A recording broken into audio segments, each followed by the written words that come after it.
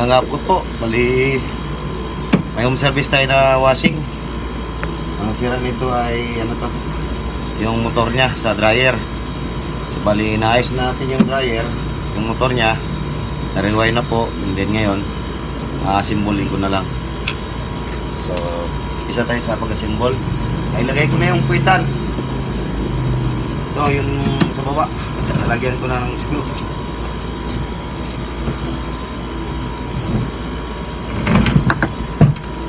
So bali dito sa kabila, yan lang.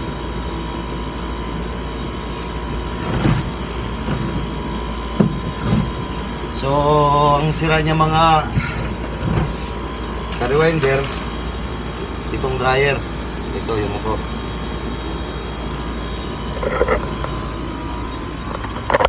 Yan po, ito po ang sira. So itong may problema, humina. So inayos na natin, rewind.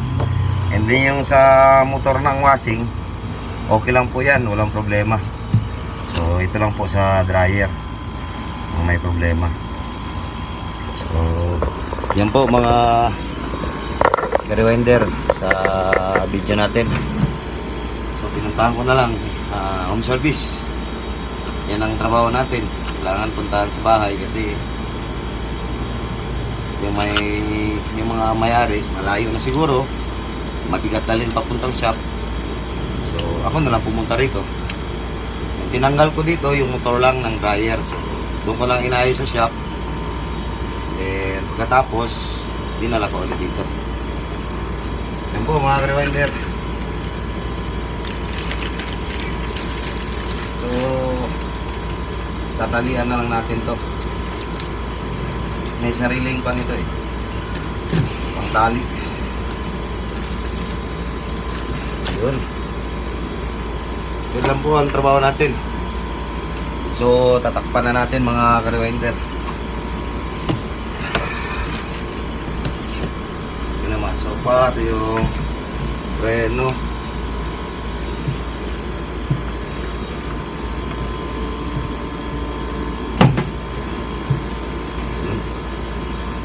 Okay po, ang pintuan o takip ng dryer. So tatakpan na natin.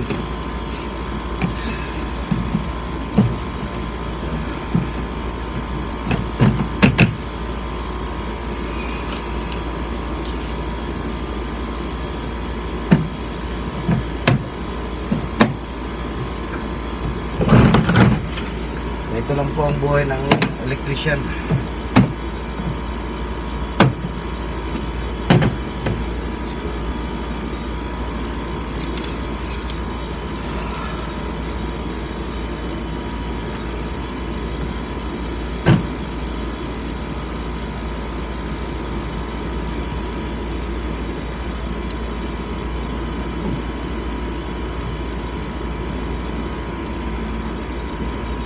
Yun.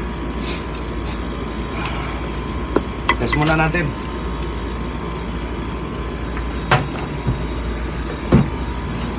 Yeah.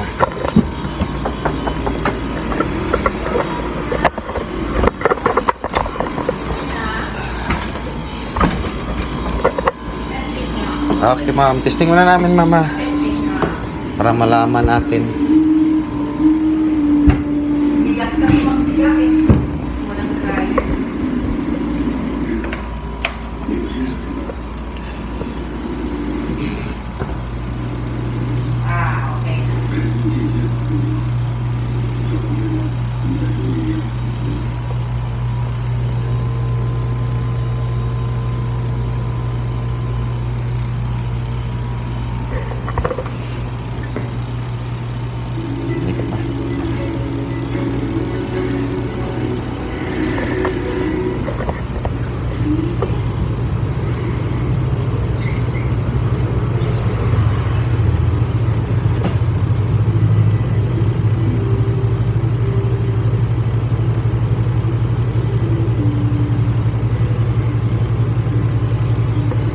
Umikot na po. Silipin natin. Okay. Okay. Man lang na ma'am. Okay na ma'am. Halapan na kami. Opo. Yan guys, okay na. Nikot na yung dryer. Dito kami sa bahay nila ma'am. Okay na ma'am. Thank you. Yan po. Yung takip. Yung takip. Ma'am.